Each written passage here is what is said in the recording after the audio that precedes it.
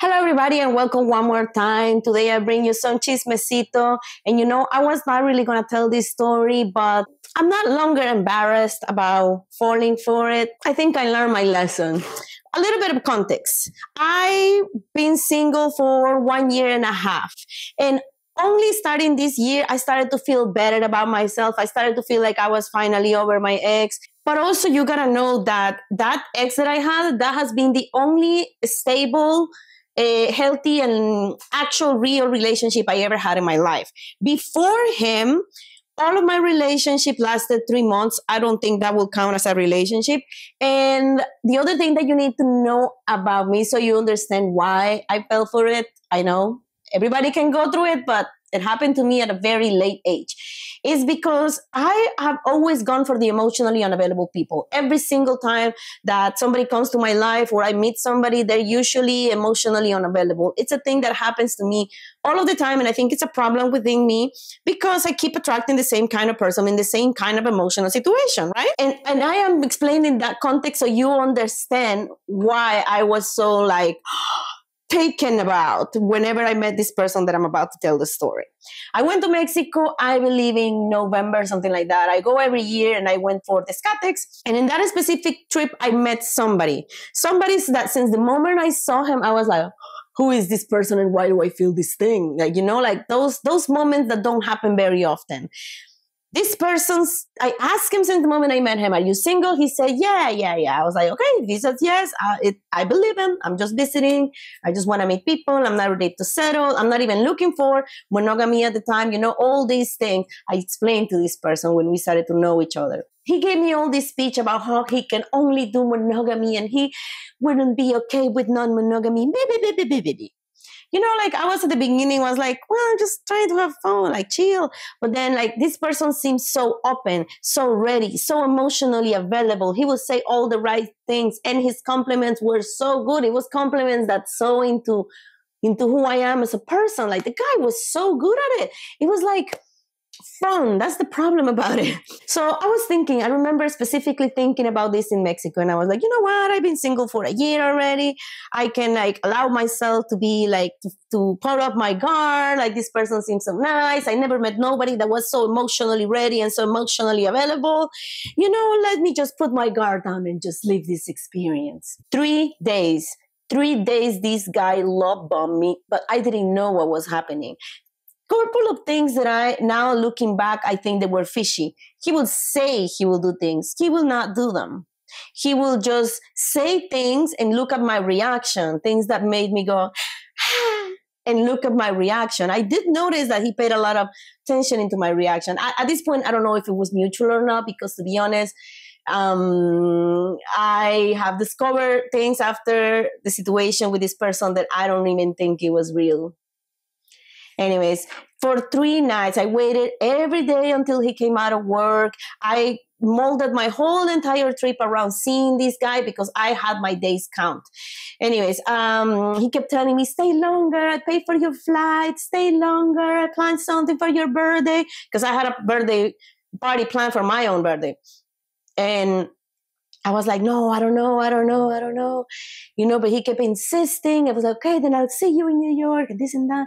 And like it just sounded too good to be true, but I never had an experience like that. I never had an experience in my life that somebody was so emotionally ready, so emotionally open, so emotionally there for me. So I was just like in the clouds at that point. Just for the record, because you might be asking, maybe he just wanted to F you, and then like I had my wisdom tooth pull out. So I didn't even kiss the guy in those 3 days that he consistently love bombed me. So it was not even about that. I think some people just get off on the fact that you put your guard down, that you get vulnerable with them, that you actually like grow some kind of feelings for them. And I know 3 days is very short time, but I'm telling you, I never in my life had the experience where I felt like that person that I met right away was into me as much as I was into them. Never had that experience in my life. 3 days is the times that I saw him. But the last day, like the third day, like the last day that I saw him, that was the day that we were supposed to have the actual date.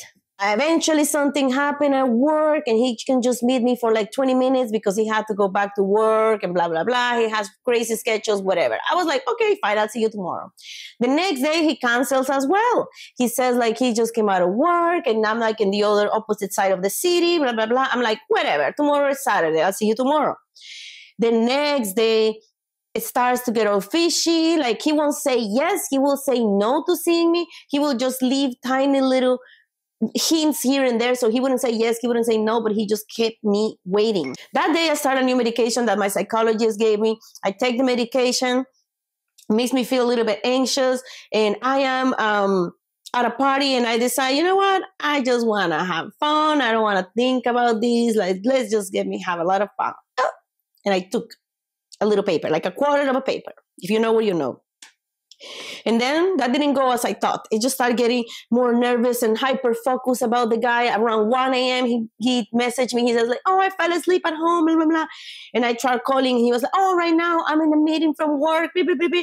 And I was like, at this point, like, this guy was breadcrumbing me. He was not saying yes. He was not saying no. Like, that's what drove me crazy, that he wouldn't say yes and he wouldn't say no.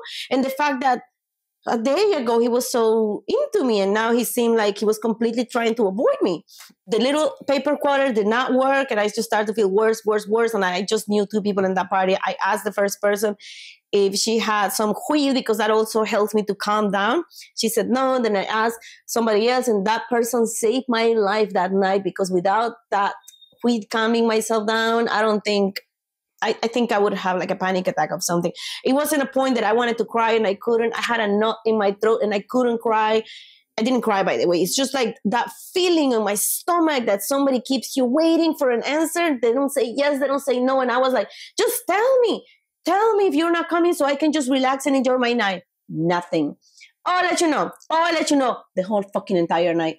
Anyways, I smoked that weed and I asked my friend, I need your advice from the point of view as a man. And he said something that was very clear. And he was like, when a man wants to see you, he does anything to see you. And I was like, you're right. Forgot about the dude. Then he like apologizes and he says like, maybe I'll see you tonight. But again, he wouldn't say yes. He wouldn't say no. He was just like, maybe I'll let you know. Nothing. He kept me like that for the rest of the trip. And, you know, like to all of this, I'm like, what is going on? Like, I don't understand what is going on. Like, I've never experienced something like that. Like, they went from super intense to super cold. And then it hit me when I was talking to a friend. And she was like, you know what? You got love bomb. I was love bomb, guys. The guy said the right things at the right time. It's just like, tell me everything that I wanted to hear, especially because I've never been like reciprocated like that. So, and having in mind this person, I felt like he was in my level. He does something that he loves for a living. We are both people who move through social media. So I think that he could understand a lot of the things that I go through. And that's a lot of the problems that I have when dating. And somebody else doesn't understand like what my jobs involves. And I just felt like this person was finally to my level, that I finally met somebody that like was as open that I want him to be, like finally somebody that like corresponded my feelings. And usually I don't get that. Anyways, I come back to New York and I start seeing that this guy starts posting a lot of pictures with one specific girl. And, you know, like in one of those videos that he got tagged by somebody else, like he's holding hands, but like this. Like you don't hold hands like this with somebody who is just your friend. You don't share rings with somebody who is just your friend. You do not mention them as your inspiration in a video with somebody who is just your friend. You don't say like te amo or I love you in comments to somebody who is just your friend. Like that was if they're not a couple, they have something romantic that they're eventually pursuing, and they're getting off on the whole like not really being together but being together, you know, like they're definitely together. And if they're not together as a couple, they're together as in they have a romantic link. Whenever I ask somebody, are you single? I also need to know if you have romantic interest in other people, especially if I'm traveling. I don't need you to marry me. I'm just trying to have fun. But no, this person convinced me that I needed to put my guard down to specifically get to know him. You know, like I think that's what he got off into. Anyways, Eventually, I asked him a couple of times after I was in New York, like, wait, is that your girlfriend? I'm just curious. And he was always like, well, no, yes, no, no. Like, he would not answer yes and he would answer no. And whenever he answered no, it took him a while. I honestly, at this point, I can't believe anything that person says. It's the first time that I got love bomb. And I am sorry if you're watching this video. But I didn't mention their name.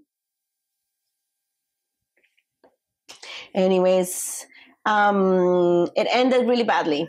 This person asked me if he could use my credit card to go on a trip, like months after I came back to New York. I know, like, he was just like trying his chances because he needs to do this trip, but I was just like, are you serious? Like, for real?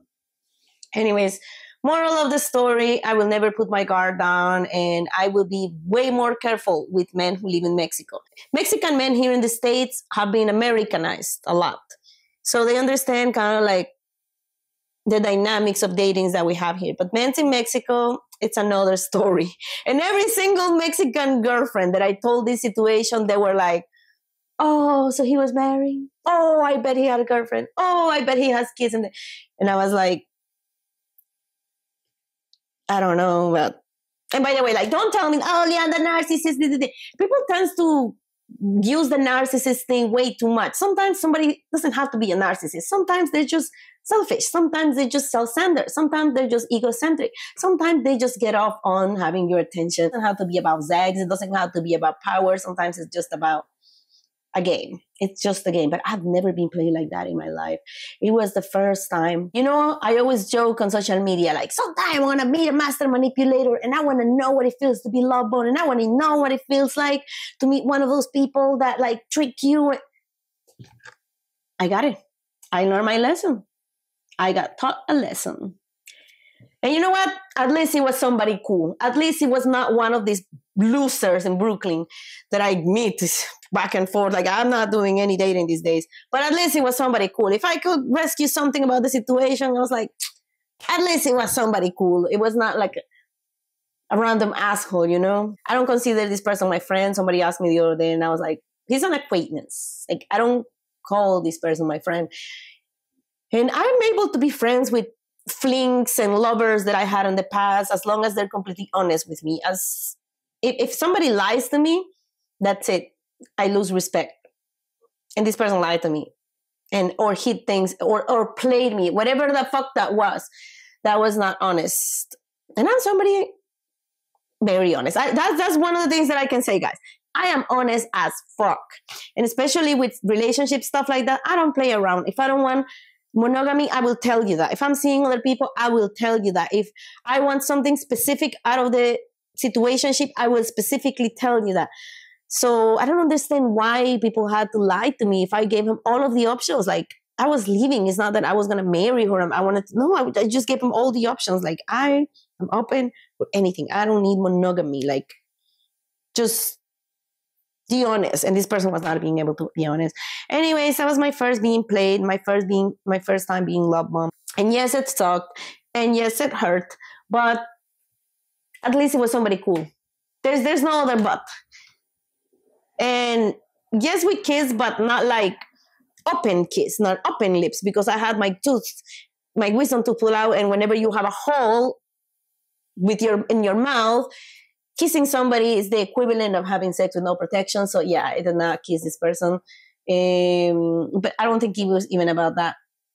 And that person also traumatized me, because now, and whenever I find somebody slightly attractive, I will like completely block them. I will like, nope, nah, no, right now. At least not right now. You know, like, I'm taking my time. I'm taking a break because I'm definitely doing something wrong. Because at my late 30s, to be love bombed for the first time, that's embarrassing.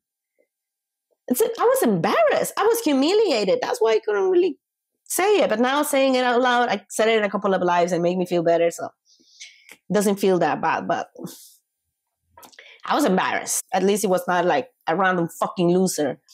Anyways, that has been all for today. I'll see you next time. And I will probably have to censor this because I'm cursing. But by the way, guys, check out the link on the description box. I have pre-recorded courses on cumbia, northern soul, rockabilly, and ska. I also have a flans only with burlesque dancings, and I have a Patreon subscription. You can support me, this dance lifestyle, and you can also join a bunch of follow-along dance activities that I create for you every single month.